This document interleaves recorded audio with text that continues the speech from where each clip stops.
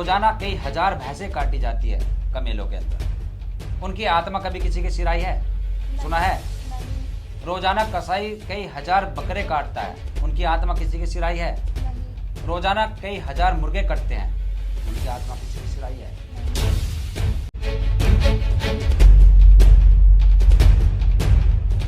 नमस्कार, जय भीम। मैं उमेश करुणा और आप देख रहे बहुजन हलचल। आज हमारे साथ है एक छात्रा जिसका नाम सलोनी है और यह पाखंडवाद, कर्मकांड, आडंबर, रूढ़िवादी परंपराओं को लेकर इसके दिमाग के अंदर बहुत सारे ऐसे सवाल हैं, ऐसी पहेली है जो कि बहुत दिनों से ये हमसे चर्चा करना चाहती थी।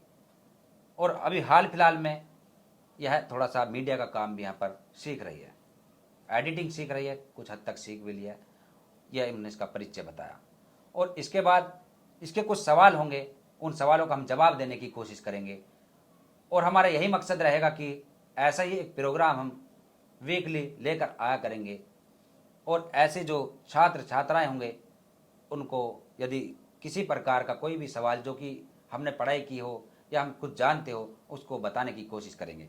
सलोनी, क्या सवाल है तुम्हारे जो कि तुम काफ़ी इस समय घबराई हुई हो, चिंतित हो सवालों को लेकर? हमें पाखंडवाद के बारे में बताइए कि हमारे समाज में इतना पाखंडवाद फैल रहा है। हमें बताइए कि ये भूत प्रेत होते हैं या नहीं होते, क्योंकि हमारे यहाँ पे एक इंसान रेल से कटकर मतलब उसकी डेथ हो गई और हमारे यहाँ के मोहल्लों पे मतलब लेडीजों पे आते रहता है और ये कहता है कि हम आपको लेने आए हैं यहाँ से। अच्छा, ऐसा मतलब ये चीज़ चल रही है। तो उसने जो था आत्महत्या की थी जानबूझकर? हाँ, जानबूझकर, मतलब रेल्स की पटरी से कटा था वो। अच्छा, चलो, जानबूझ के की हो या हादसा हुआ हो, एक्सीडेंट हुआ, वो बात अलग है। इसके बारे में आपका ये पूछना है कि आत्मा, भूत प्रेत होते हैं, नहीं होते हैं? नहीं होते हैं। चलो, आत्मा या भूत प्रेत, सबसे बड़ी बात तो यह है कि यदि होते तो दिखाई देते, और दिखाई देते तो महसूस भी होते। अब सबसे बड़ी बात यह है कि जो महिला ये कह रही है कि हमारे सिर के ऊपर आते हैं और हमें कहते कि ले जाएंगे, तुम्हारे सर आए कभी? मेरे सर तो नहीं आए तो आप उनसे कहना, जो भी उनको कोई तंत्र विद्या कर रहा हो, कोई पंडित मौलवी हो, कि इनको मेरे सिर के ऊपर लाओ, मैं भी देखना चाहूँगी।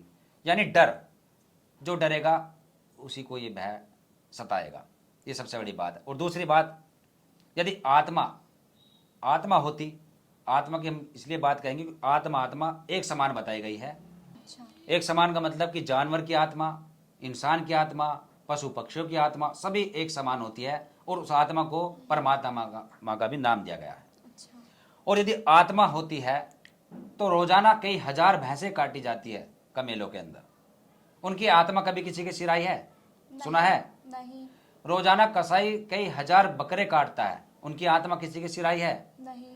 रोजाना कई हजार मुर्गे कटते हैं, उनकी आत्मा किसी की सिराई है? नहीं। और यदि हम इंसान की आत्मा की बात करें तो इंसान रोजाना कई हजार एक्सीडेंटों से मरते हैं। हाँ।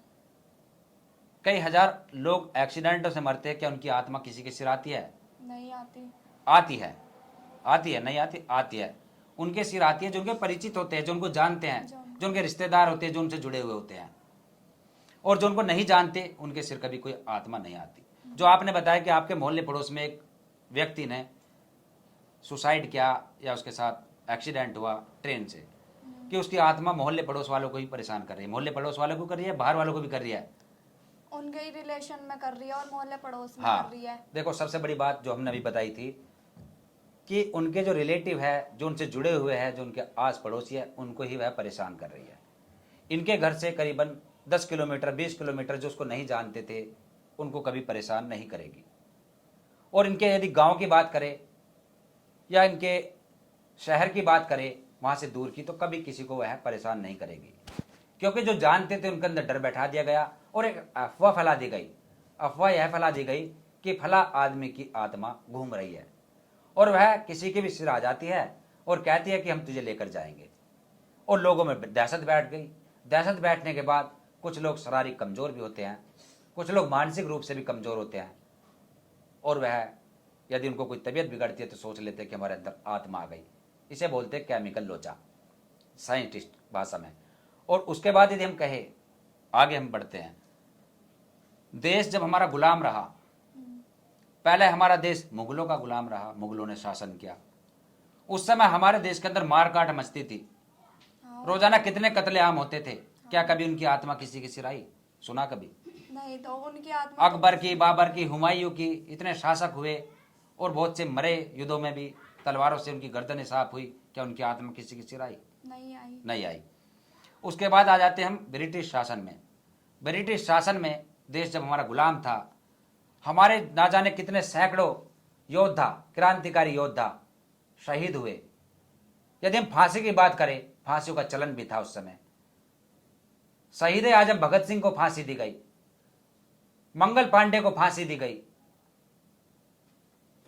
चंद्रशेखर आजाद ने अपने खुद गोली मारकर सुसाइड किया, और ना जाने ऐसे कितने नाम हैं जिनको फांसी देकर मौत के घाट उतार दिया गया।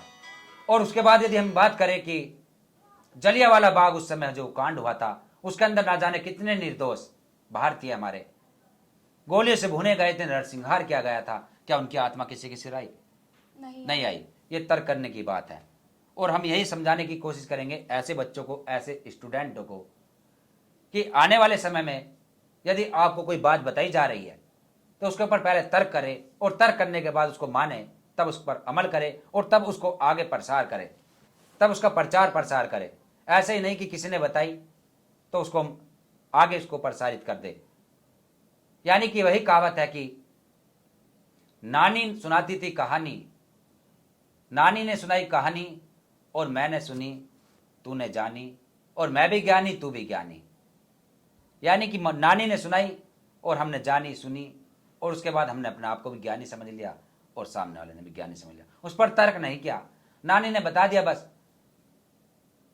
कि फला दरबार में एक राजा रहता था, राजा के 4 सिपाही रहते थे, 3 हिरन रहते थे, हिरन कछुए से ये बोला, कछुआ कुत्ते से ये बोला। जबकि ये सब काल्पनिक कहानी होती है, काल्पनिक मनोरंजन के लिए, और इनको हम मान लेते हैं। आगे कोई सवाल हो? हमें ये बताइए, हमारी जाति जो है अलग अलग किसने बनाई? हमारी जाति उसने बनाई जिसने इसका फायदा उठाना चाहा, जो हम पहले ही बता चुके, ब्राह्मण ने। एक मनु नाम का दुष्ट ब्राह्मण था। अच्छा। दुष्ट हम इसलिए कह रहे हैं क्योंकि उसने ही सृष्टि बनाने की कोशिश की, अपने आप को उसने सबसे ऊपर रखा, और उसने इंसान को, इस इतने अच्छे इंसान को जो कि प्राकृतिक की देन है, उस इंसान को 4 भागों में विभाजित कर दिया। उसको बोलते थे वर्ण व्यवस्था। और उस मनु ने यह कहा कि इस बिना वर्ण व्यवस्था के देश नहीं चल सकता। उसने कहा कि सबसे पहले ब्राह्मण यानी कि सर से पैदा होगा, मुख से पैदा। उसने अपने मुख से पैदा किया ब्राह्मण को। अच्छा। जिसको हम पंडित पुरोहित कह देते हैं। उसके बाद उसने क्षत्रिय नाम का दिया, एक क्षत्रिय जो कि भुजाओं से पैदा किया, जो देश की रक्षा करेगा, किसके बिना देश नहीं चल सकता इस व्यवस्था के बिना।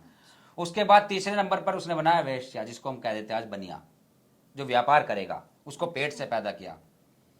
और उसके बाद चौथे नंबर पर रखा उसने शूद्र वह जो इन तीनों की सेवा करेगा, और जो पैरों से पैदा किया, यानी शूद्र को सबसे नीचे बनाया। और उस शूद्र के अंदर आज का SC ST OBC माइनॉरिटी आता है।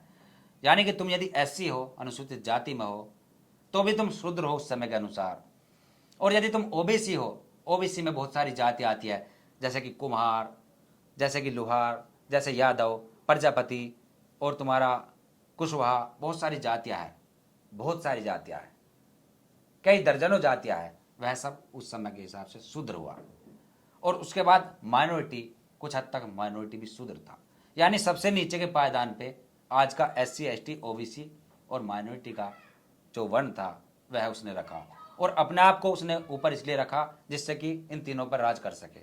जैसे मैं हुक्म दूंगा, जैसे मैं चलाऊंगा, वैसे व्यवस्था चलेगी। उस दुष्ट ने एक मनुस्मृति का निर्माण किया, मनुस्मृति लागू की, जैसे कि आज हमारे देश में संविधान लागू है। अच्छा।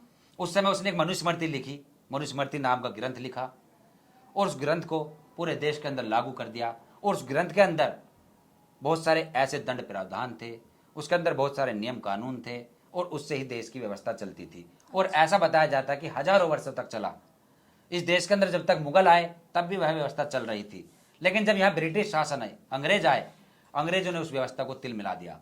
उसके बाद फिर डॉक्टर बाबा साहब अम्बेडकर जी को संविधान लिखने का मौका मिला। उन्होंने संविधान लिखा और संविधान के बाद आज हम अपने हक अधिकार लेकर पढ़ते भी हैं, व्यापार भी करते हैं, नौकरियों में भी जाते हैं, MP MLA यानी राजनीति में भी जाते हैं, क्रिकेट लाइन में भी जाते हैं। देश की हर व्यवस्था में हम यदि जाना चाहे जा सकते हैं। तो ये थी उस समय की मनुस्मृति, और मनुस्मृति के हिसाब से जातियाँ बनाई गई थी, और जातियों में किसको क्या दिया, किसको क्या मिला, इस पर हम अगले टॉपिक पर बात करेंगे कि उस जाति व्यवस्था में, उस मनुस्मृति की व्यवस्था में तुम्हें क्या फ़ायदा मिला, क्या नुकसान मिला, और क्यों वो गलत थी, क्यों उसको हम दुष्ट बोलते हैं, क्यों हम उसका अपमान करते हैं। इसके बारे में हम अगले टॉपिक में चर्चा करेंगे। इससे अलावा यदि कोई और भी सवाल हो, उन सवालों को नोट कर लेना और उनके ऊपर भी चर्चा करना। जो भी कोई सवाल है उसको बेहिचक होकर पूछना, क्योंकि हम चाहते ही है इस प्रोग्राम के अंदर कि ऐसे बच्चों को, ऐसे होनहार बच्चों को कुछ जो हमने पाया, जो हमने पढ़ा, जो हमने सीखा, उस ज्ञान को वर्जित कर सके, आम जनता तक पहुंचा सके चैनल के माध्यम से, और लोगों के अंदर एक हलचल मचा सके, मनुवादियों के अंदर एक दर्द पैदा कर सके, उनको हिला सके। इस पर आपका क्या कहना है कमेंट्स बॉक्स में 2 शब्द जरूर लिखें, और देखते रहिए बहुजन हलचल। फिर मिलेंगे एक नए किस्से के साथ। धन्यवाद।